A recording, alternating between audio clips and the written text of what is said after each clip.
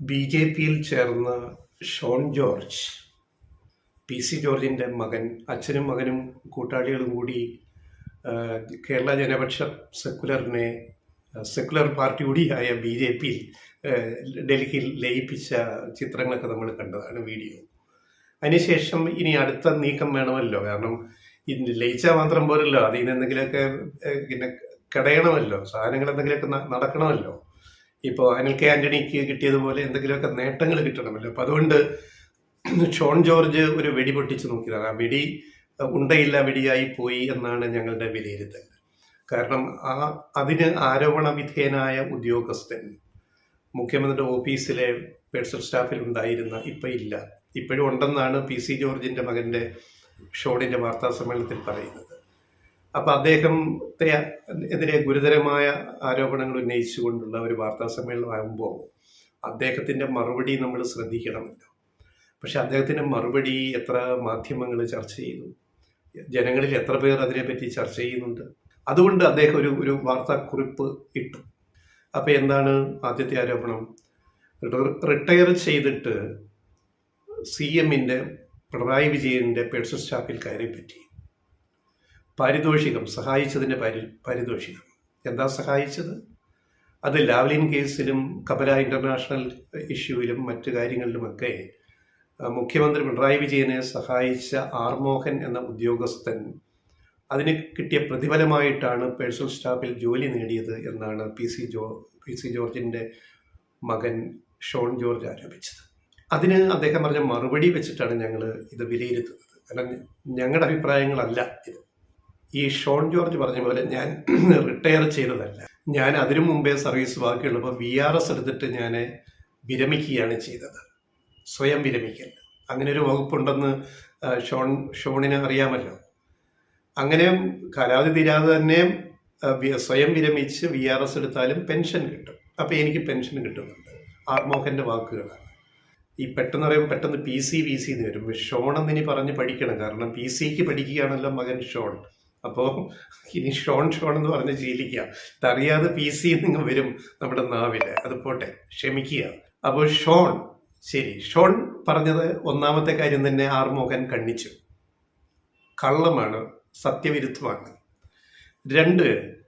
2019 അതായത് അദ്ദേഹം സ്വയം വിരമിച്ചിട്ട് 3 വർഷം അദ്ദേഹത്തിൻ്റെ ഗവേഷണം, ധനകാര്യ വിഷയങ്ങളിലുള്ള ഗവേഷണം, പിന്നെ അദ്ദേഹം ചില മറ്റ് ഫ്രീലാൻസ് കോളം ചെയ്യുന്നുണ്ട്. അങ്ങനെ പല പ്രവർത്തികൾക്ക് വേണ്ടിയാണ് അദ്ദേഹം VRS എടുത്തത്. 3 കൊല്ലം അദ്ദേഹം ആ മേഖലകളിൽ പ്രവർത്തിക്കുമ്പോഴാണ് 3 വർഷം കഴിഞ്ഞിട്ട് മുഖ്യമന്ത്രിയുടെ പേഴ്സണൽ സ്റ്റാഫിലേക്ക് ആർമോഹനെ ക്ഷണിക്കുന്നത്.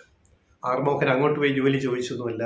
ആർമോഹൻ ആരെയും കാല് പിടിക്കാനോ റെക്കമെൻഡ് ചെയ്യാനോ ആരെയും പോയി സമീപിച്ചിട്ടില്ല എന്ന് അദ്ദേഹം തന്നെ ഈ പോസ്റ്റിൽ വ്യക്തമാക്കുന്നു. അപ്പോൾ ഇവിടെ ഈ 2019 CMൻ്റെ പിണറായി വിജയൻ്റെ ഓഫീസിൽ അദ്ദേഹം പ്രൈവറ്റ് സെക്രട്ടറി ആയിട്ട് ജോയിൻ ചെയ്യുന്നു ആർമോഹൻ. എന്നിട്ട് അദ്ദേഹം ഈ 21 മെയിൽ അദ്ദേഹം ആ ജോലി വേണ്ടെന്ന് വയ്ക്കുന്നു. അദ്ദേഹം ഒരു പൈസ പോലും വേതനമോ ശമ്പളമോ ആനുകൂല്യങ്ങളോ പറ്റിയിട്ടില്ല എന്ന് അദ്ദേഹം അതിൻ്റെ കുറിപ്പിൽ പറയുന്നുണ്ട്. ഇത് ഷോൺ ജോർജിനെ അന്വേഷിക്കാം, മാധ്യമങ്ങൾക്ക് മാപ്രകൾക്ക് ഇവിടെ അന്വേഷിക്കാം. അദ്ദേഹം പറയുന്ന കള്ളമാണെങ്കിൽ അത് ചൂണ്ടിക്കാണിക്കാം. പിന്നെ ഇദ്ദേഹത്തിൻ്റെ പ്രത്യുപകാരം എന്ന് പറയുന്നത് എന്താണ് ഉദ്ദേശിക്കുന്നത്? ഷോൺ എന്താ ഉദ്ദേശിച്ചത്? IT ഡിപ്പാർട്ട്മെൻറ്റിൽ, അതായത് ആദായ നികുതി വകുപ്പിലെ ഇൻകം ടാക്സ് ഡിപ്പാർട്ട്മെൻറ്റിൽ അഡീഷണൽ ഡയറക്ടർ മാത്രമാണ് ആർമോഹൻ. അദ്ദേഹം പറയുകയാണ്, എനിക്ക് മുകളിൽ ഡയറക്ടർ ഉണ്ട്, അതിന് മുകളിൽ ഡയറക്ടർ ജനറൽ ഉണ്ട്, ഞാൻ അതിന് താഴെയുള്ള ഒരു ഉദ്യോഗസ്ഥനാണ്. പിന്നെ ഞാൻ ഈ കേസിൽ അന്വേഷണ ഉദ്യോഗസ്ഥനേ ആയിരുന്നില്ല എന്ന വെളിപ്പെടുത്തലാണ് ആർമോഹൻ നടത്തുന്നത്. ഷോൺ എന്താ പറയുന്നത്? ഇത് അന്വേഷിച്ച് പിണറായി വിജയന് ക്ലീൻ ചിറ്റ് കൊടുത്ത് ഹൈക്കോടതിയിൽ അഫിഡവിറ്റ് കൊടുത്ത സത്യവാങ്മൂലം കൊടുത്ത ആർമോഹൻ, അതിന് പ്രതിഫലമായിട്ട് മുഖ്യമന്ത്രി ഓഫീസിൽ പ്രൈവറ്റ് സെക്രട്ടറി സ്ഥാനം. സത്യമെവിടെ? ആരോപണം എവിടെ?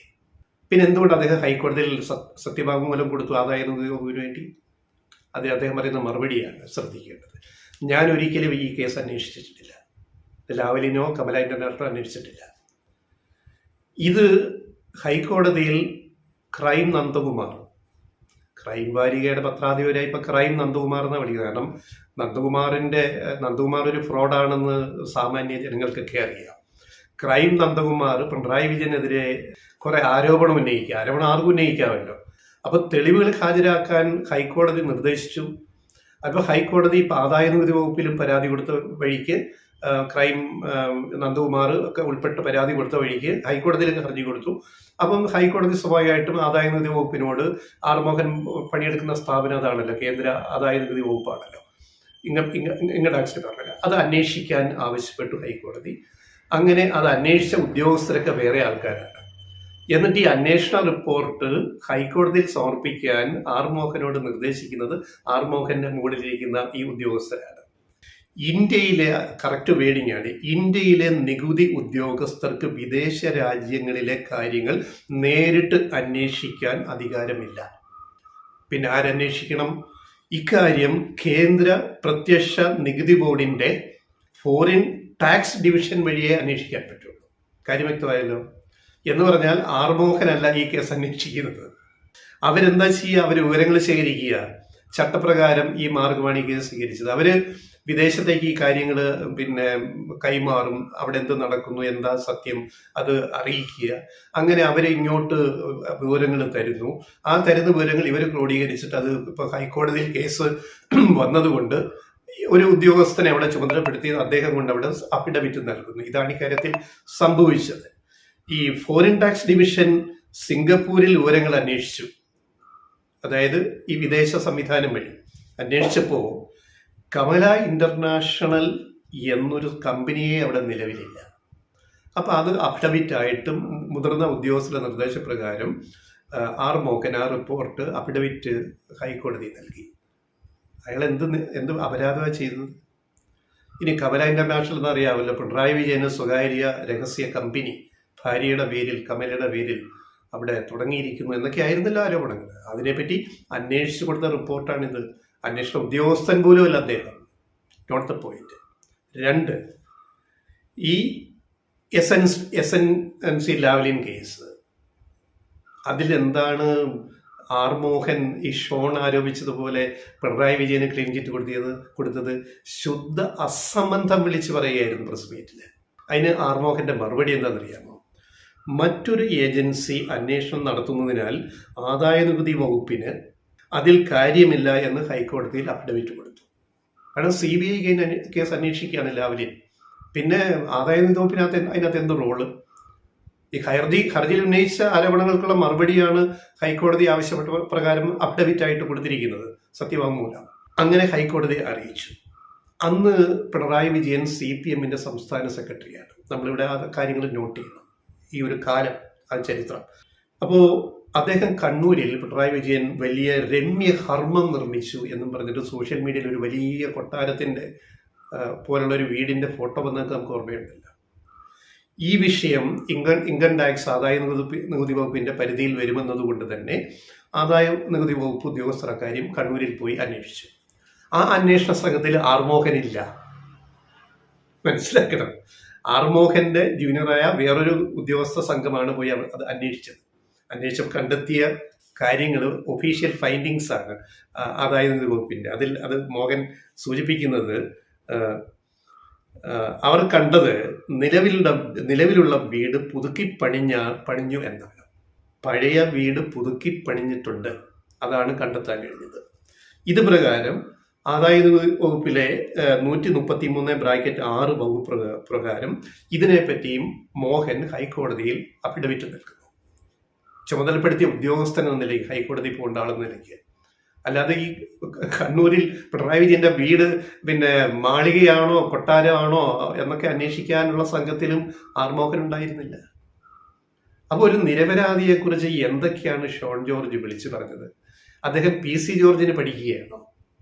PC ജോർജിന് പഠിക്കുന്നത് സൂക്ഷിച്ചു വേണം. കാരണം PC ജോർജ് പലപ്പോഴും സത്യങ്ങളാണ് പറയാറുണ്ടായിരുന്നത്, വെറുതെ ആരോപണം ഉന്നയിക്കത്തില്ല. ഇപ്പൊ ഷോൺ ഒരു പടി കൂടി കിടന്ന് വെറുതെ ഓരോന്ന് ഉന്നയിക്കുകയാണ്. BJPയുടെ അക്കൗണ്ടിൽ കയറിയിട്ട് ഇനി എന്തെങ്കിലും ഒരു നേട്ടം പറ്റാൻ വേണ്ടിയായിരിക്കാം. അദ്ദേഹം പറഞ്ഞിട്ടുണ്ട് വാർത്താ സമ്മേളനത്തിൽ, ഷോൺ ഞാൻ കേന്ദ്ര സർക്കാരിന് പരാതി നൽകും എന്ന് പറയുമ്പോൾ ഫലത്തിൽ ഇത് ബൂമറാങ് ആവും. കാരണം ഇത് അന്വേഷിച്ച ഉദ്യോഗസ്ഥര് കേന്ദ്ര വകുപ്പിലെ വേറെ ഉദ്യോഗസ്ഥരാണ്, കേന്ദ്ര ആദായ നികുതി വകുപ്പിലെ, പിന്നെ പ്രത്യക്ഷ നികുതി ബോർഡിലെ ഉദ്യോഗസ്ഥരാണ്. ആർമോഹൻ ഈ അന്വേഷണ സംഘത്തിലേ ഇല്ലായിരുന്നു. അപ്പൊ കേന്ദ്രത്തിന് ഞങ്ങൾ പറഞ്ഞ ഷോൺ ജോർജ് കേന്ദ്രത്തിന് പരാതി കൊടുക്കണം. കൊടുത്തിട്ട് ഇതൊരു പൊളിറ്റിക്കൽ ആയുധമായിട്ട് ഇലക്ഷൻ കാലത്ത് ഇറക്കിയിട്ട് അവസാനം തിരിച്ചടിക്കാൻ പോകുന്നത് ഇത് അന്വേഷിച്ച മറ്റേ ഉദ്യോഗസ്ഥർക്ക് തന്നെയാണ്. അവർക്കും ഒന്നും വരാൻ പോണില്ല. അവര് ഉള്ള കാര്യം അന്വേഷിച്ച് അത് ഹൈക്കോടതിയിലെ അത് ചുമതലപ്പെട്ട ആർമോഹൻ അവിടെ പോയി അത് അഫിഡവിറ്റ് ആയിട്ട് കൊടുത്തു എന്ന് മാത്രമല്ല. മാത്യു കുഴൽനാടൻ ചെയ്യുന്ന പോലെ ഷോൺ ജോർജും ചെയ്യാൻ തുടങ്ങിയിരിക്കുക. അടിസ്ഥാന വിവരങ്ങളൊന്നും ശേഖരിക്കാതെ ചില ഫോട്ടോസ്റ്റാറ്റ് കോപ്പിയും കൊണ്ട് വന്നിട്ട് ഇതാണ് തെളിവ് എൻ്റെ ശങ്കരാടി വീരനാങ്കുളി കോളനി കാണിക്കുന്ന പോലെ. അതൊന്നുമല്ല രാഷ്ട്രീയ പ്രവർത്തനം. ഒരു ആരോപണം, ഗുരുതരമായ ഒരു ആരോപണം മുഖ്യമന്ത്രിയുടെ ഓഫീസിനെതിരെ അവിടെ പണിയെടുത്ത ഒരു ഉദ്യോഗസ്ഥനെതിരെ ഉന്നയിക്കുമ്പോൾ അതിന്റെ ഗൗരവം കാണിക്കണം ഷോൺ ജോർജ്. അത് കാണിച്ചിട്ടില്ല എന്നുള്ളതാണ് ഇതിൻ്റെ അകത്ത് വെളിപ്പെടുന്ന കാര്യം. പിന്നെ മകന്റെ ഇംഗ്ലണ്ടിലെ പഠനം, മറ്റൊരാരോപണം ഹർജിയിൽ ഉന്നയിച്ചത് നന്ദകുമാർ. അത് പിണറായിയുടെ മകൻ ഇംഗ്ലണ്ടിൽ പഠിക്കുന്നതിനെ പറ്റിയുള്ള ഡീറ്റെയിൽസ് വേണം. ഈ ഹർജിക്കാരൻ്റെ ഒരു ഡീറ്റെയിൽസും ഇല്ല. ഹർജി വേറെ കൊണ്ടങ്ങ് കൊടുത്തേക്കുകയാണ് വെറുതെ ഹൈക്കോടതി ഇടപെട്ട് അന്വേഷിക്കുക ഓരോന്നും രാജ്യത്തെ നിലവിലുള്ള സംവിധാനം വെച്ചിട്ട്. അപ്പൊ എന്തായത്, ഇംഗ്ലണ്ടിൽ മകൻ പഠിക്കുന്നതിന്റെ വിശദാംശങ്ങൾ അറിയണം. അപ്പം ഹൈക്കോടതി അതിനുള്ള നിർദ്ദേശം കൊടുത്തു. അങ്ങനെ ഈ പ്രത്യക്ഷ നികുതി ബോർഡ്, കാരണം UK ഇംഗ്ലണ്ടിൽ അവിടുത്തെ ഈ കാര്യങ്ങൾ നേരിട്ട് ഇന്ത്യൻ ഏജൻസിക്ക് അന്വേഷിക്കാൻ പറ്റത്തില്ല. മറ്റൊരു പരമാധികാര രാജ്യമാണ്, അറിയാമല്ലോ. ഈ രാജ്യാന്തര നിയമങ്ങളൊക്കെ നമ്മൾ ഇതിനകത്ത് മനസ്സിലാക്കിയിരിക്കണം. അപ്പോൾ ഇന്ത്യൻ അതോറിറ്റീസ് ഈ ആദായ നികുതി വിഭാഗം ഈ ഫോറിൻ ടാക്സ് ഡിവിഷനെ തന്നെ ആശ്രയിച്ചിട്ട് ഈ ഇംഗ്ലണ്ടിൽ ഈ കാര്യങ്ങളൊന്ന് അന്വേഷിക്കാനും പറഞ്ഞിട്ട് അവിടുന്ന് അവർ ആ വിവരങ്ങൾ ഇങ്ങോട്ട് കൈമാറുകയാണ്. അതിൻ്റെ അകത്തും അസ്വാഭാവികമായി ഒന്നുമില്ല. അത് കിട്ടിയ വിവരങ്ങൾ ഈ മോഹൻ തന്നെ അത് ഹൈക്കോടതിയിൽ അഫിഡവിറ്റ് ആയിട്ട് കൊടുക്കുകയും ചെയ്തു. ഇത്രയുമാണ് ഈ കേസിന്റെ നാൾ വഴി. അപ്പോൾ ഇതിൻ്റെയൊക്കെ ഉദ്ദേശം എന്താണ്? ഒരു ഉദ്യോഗസ്ഥനെ വേട്ടയാടുക, അദ്ദേഹം മുഖ്യമന്ത്രിയുടെ ഓഫീസിൽ കുറച്ചുനാൾ പ്രവർത്തിച്ചു എന്നതിൻ്റെ പേരിൽ അയാളെ വേട്ടയാടുക. അയാളെ വേട്ടയാടിയിട്ട് അതുവഴി അത് പിണറായി വിജയനെതിരായിട്ട് CMന്റെ ഓഫീസിനെതിരായിട്ട് എങ്ങനെ ഈ കുത്തിപ്പൊക്കാം ഈ രാഷ്ട്രീയ കാലാവസ്ഥയിൽ, ഇലക്ഷൻ കാലമാണല്ലോ വരുന്നത് എന്നുള്ള വെറും രാഷ്ട്രീയ അജണ്ട മാത്രമാണ് ഷോൺ ജോർജിന്റെ വാർത്താ സമ്മേളനം എന്ന് പറയുന്നത്. ആരാണ് ഷോൺ ജോർജിനെ ആ ബുദ്ധി ഉപദേശിച്ചു കൊടുത്തത്? ഷോണെ, നിങ്ങൾ സ്വയം അപഹാസ്യനാകുകയാണ്. ഇനി നിങ്ങൾ ഇങ്ങനെയുള്ള വാർത്താ സമ്മേളനം അല്ല നടത്തേണ്ടത്, തെളിവുകളുമായിട്ട് വന്നിട്ട് വാർത്താ സമ്മേളനം നടത്തും. നിങ്ങൾ പറഞ്ഞതിലൊക്കെ അബദ്ധങ്ങൾ, കള്ളങ്ങൾ. ഒന്ന്, അദ്ദേഹം വിരമിക്കുകയല്ല, VRS എടുത്ത ആളാണ്. രണ്ട്, അദ്ദേഹം മുഖ്യമന്ത്രി ഓഫീസിൽ 3 കൊല്ലം കഴിഞ്ഞിട്ടാണ് ജോലിക്ക് കയറുന്നത്. അദ്ദേഹത്തെ വിളിച്ചു കൊണ്ടുപോയി ജോലി കൊടുത്തതാണ്. അത് പിന്നെ ലാവലിൽ സഹായിച്ചു എന്നതുകൊണ്ടല്ല, അല്ലെങ്കിൽ കമല ഇന്റർനാഷണൽ ക്ലീൻ ചിറ്റ് കൊടുത്തു എന്നതുകൊണ്ടല്ല എന്നിപ്പോൾ മനസ്സിലായല്ലോ. അത് അന്വേഷിച്ച ഉദ്യോഗസ്ഥനെ അദ്ദേഹമല്ല. നിങ്ങൾ പറഞ്ഞൊക്കെ കള്ളത്തരമാണ് എന്ന് ഇതിന് ബോധ്യമായല്ലോ. ഇനി നിങ്ങളാണ് പറയേണ്ടത്, ഷോണാണ് പറയേണ്ടത് ഈ മോഹൻ പറയുന്ന കള്ളത്തരാണെന്ന് തെളിയിക്കുക. അതിന് നിങ്ങളെ ക്ഷണിക്കുന്നു. അതാണ് ഒരു രാഷ്ട്രീയ നേതാവ്, നല്ല ആർജവമുള്ള ഒരു രാഷ്ട്രീയ നേതാവിന് അല്ലെ PC ജോർജിന്റെ മകന് ചെയ്യാവുന്ന കാര്യം ഇതാണ്. നിങ്ങൾ മുന്നോട്ട് വരിക. ഈ ഉന്നയിച്ച ആരോപണങ്ങളൊക്കെ മോഹൻ നിഷേധിച്ചിരിക്കുന്നു, വളരെ ഫലപ്രദമായിട്ട് വസ്തുതകൾ വെച്ചിട്ട് നിഷേധിച്ചിരിക്കുന്നു. ഇനി നിങ്ങൾ വീണ്ടും വരിക, മാധ്യമങ്ങളെ കണ്ടു പറയുക മോഹൻ പറഞ്ഞെല്ലാം കള്ളമാണ്, ഇതാ എൻ്റെ കയ്യിൽ എല്ലാ തെളിവുമുണ്ട്, ഇതാ ഞാനിതിവിടെ സമർപ്പിക്കുന്നു, എന്നിട്ട് ചർച്ച ചെയ്യുക. So we invite Shone George to prove your mettle. നിങ്ങൾ നിങ്ങളുടെ കഴിവ് തെളിയിക്കുക ഈ കാര്യത്തിൽ, വെറുതെ ആരോപണം ഉന്നയിക്കാതെ. അതാണ് വേണ്ടത്. ഇനി പന്ത് നിങ്ങളുടെ കോർട്ടിലാണ്. മോഹൻ നല്ല സുരക്ഷിതമായിട്ട് പന്ത് ഗോള് തിരിച്ച് നിങ്ങളുടെ പോസ്റ്റിലേക്ക് അടിച്ചിട്ടുണ്ട്. ഇപ്പൊ ഗോള് നിങ്ങളുടെ പോസ്റ്റിൽ കയറി വീണ് ഗോളായി കഴിഞ്ഞു. ഇനി തിരിച്ചൊരു ഗോൾ അടിക്കാനുള്ള ആംബിയർ ഉണ്ടെങ്കിൽ ഷോൺ ജോർജ് മുന്നോട്ട് വരിക എന്നാണ് ലെഫ്റ്റ് റൈറ്റ് വോയിസിന് പറയാൻ.